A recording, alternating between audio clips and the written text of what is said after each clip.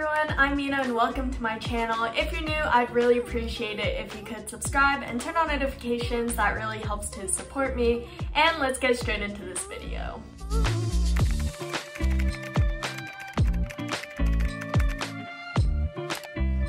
So if you haven't seen some of my other game programming project videos, just to give you a little bit of context, I took this game programming class this past spring semester.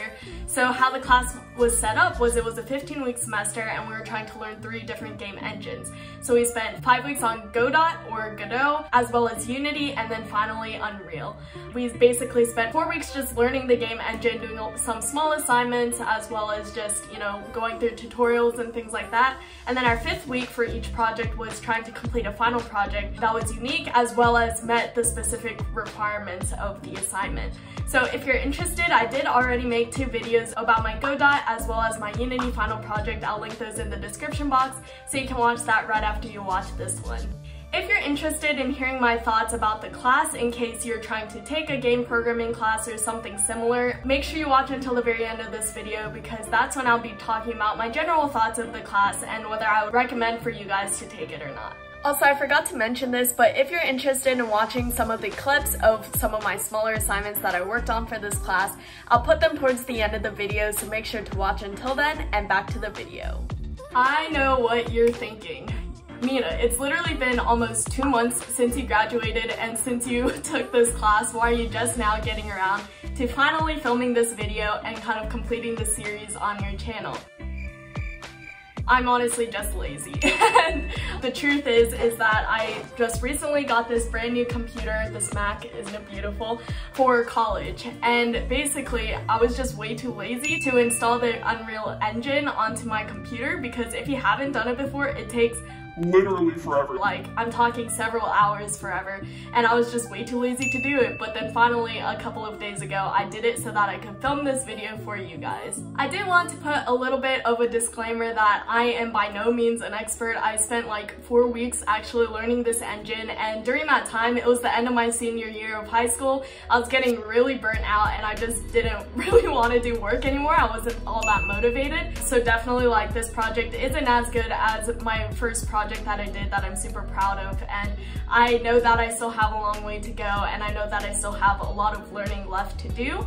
So by no means take this video as like someone who's been doing game development for a long time and is showing their project or anything like that, because this is by no means a complete game. So at this point in the semester, I was running out of motivation and I was running out of ideas, and I just wanted to do something that was pretty simple because I was just pretty lazy, like I said before. And so I ended up working only like 3 hours in order to meet like the bare minimum number of requirements for this project. So it's not that impressive, I'm not like that proud of it, but I still thought that I would show it to you guys anyway because I've been promising this video for a while.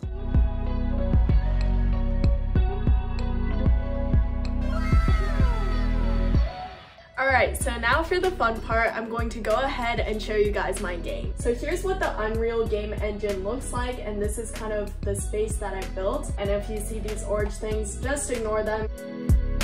The lighting is a little bit weird in this preview version, but as you can see, like there is a lot of stuff here.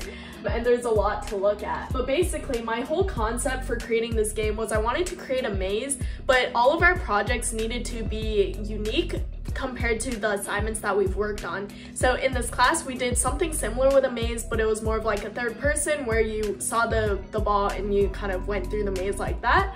So I couldn't do something like that because we had already done a homework assignment on it. But of course, like I said before, I was out of ideas on what to do. So I decided to do a similar maze, but it's a little bit Minecraft inspired. You'll see once I actually launch the game that it looks pretty similar to Minecraft. But basically, it's more of like a first person 3D maze kind of thing.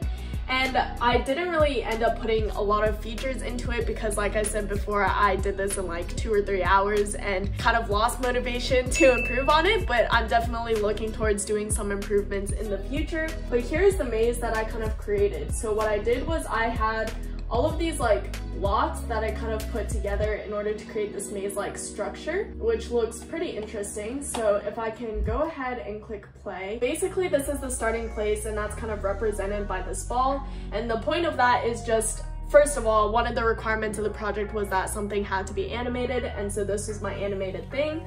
But second of all, if the player ever gets lost within the maze, if they're able to find either this start ball or the end ball, they'll know that they're at one of the exits. So here's kind of what it looks like. You're able to move around the maze, you're able to change your perspective using the mouse, and then you're able to move around the maze either with the arrow keys or the WASD keys. And then you can kind of jump using the space. So I'm gonna go ahead and enter here. So what's kind of interesting about this is my lighting was pretty hard to do, because if I had closed off this entire section that you can kind of see there, then the entire maze would be completely dark and you wouldn't be able to see anything. So what I ended up doing was I created this kind of roof system where there's a little bit of a gap between the roof and the walls, and that allowed enough lighting for the player to be able to see through it. So if we continue on here, I did put a lot of dead ends in this passage. So like, for example, this is one of the dead ends that I put that doesn't really lead anywhere, but I won't go through that just due to the sake of time of this video. So I'm gonna go ahead and go all the way to the end of this maze here.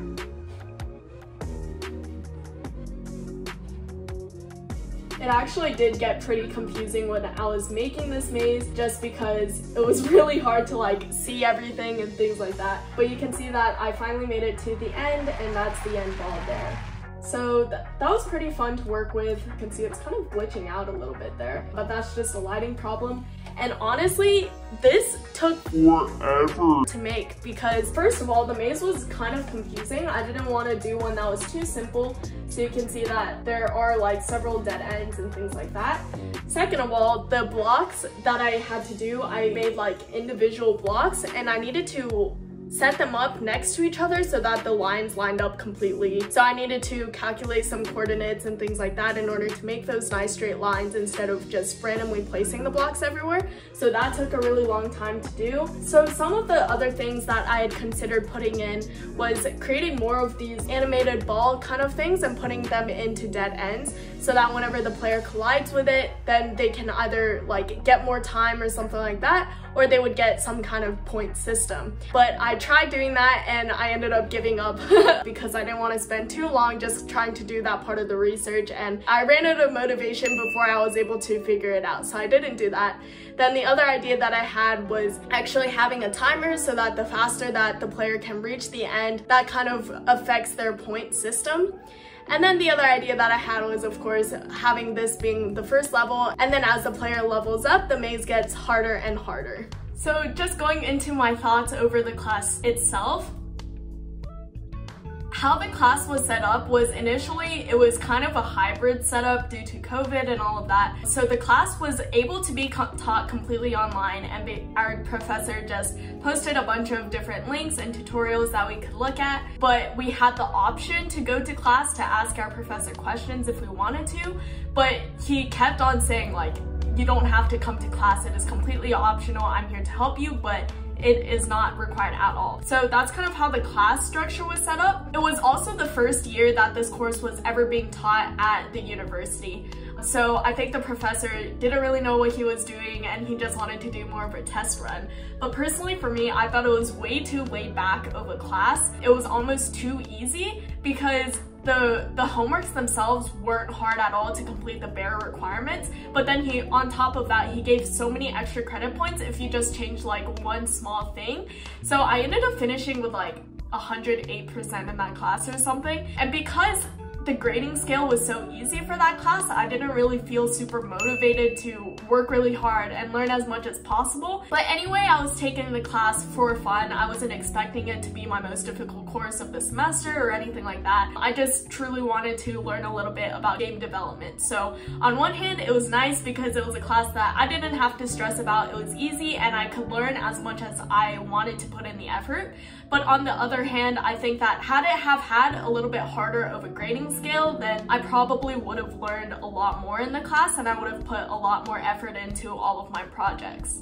Overall, I think that the material of this class has probably been one of my favorite things to study throughout my 12 or so years of education. I really enjoyed it, and it was fun because it gave me the opportunity to combine my loves of art and programming together, and it kind of showed me that pursuing game development could be a possible career opportunity for me. I've kind of always knew my entire life that I wanted to go into software development, and game development is like kind of similar but not really, and I think that it would be super interesting to pursue VR technology, like making games for the Oculus and things like that, and so I think that would be really fascinating to study. So this class gave me the opportunity to kind of dip my toe in the water and then just check that field out a little bit. Overall, this was a really great learning experience, and if you're wondering if you should take this class or not, I'd probably recommend that you take it if you have at least a little bit of an interest in it, because it was a really cool class and it's really fascinating to learn that the games that you play yourself on your mobile devices and things like that are built from these game engines. So you can learn a little bit about behind the scenes, and you can see like exactly how much effort developers put into making that game like how it is, because believe me, it is way harder than it actually looks, and it's a lot of work. So I am sure that if you have a little bit of an interest in this, you definitely enjoy taking this class, so I'd highly recommend it. Okay, so that concludes my kind of game programming class series. Again, make sure you check out my other videos if you haven't already. Thank you guys so much for watching this video. If you enjoyed it, I'd really appreciate it if you could leave a thumbs up as well as a comment down in the comment section. And see you guys in my next video. Bye!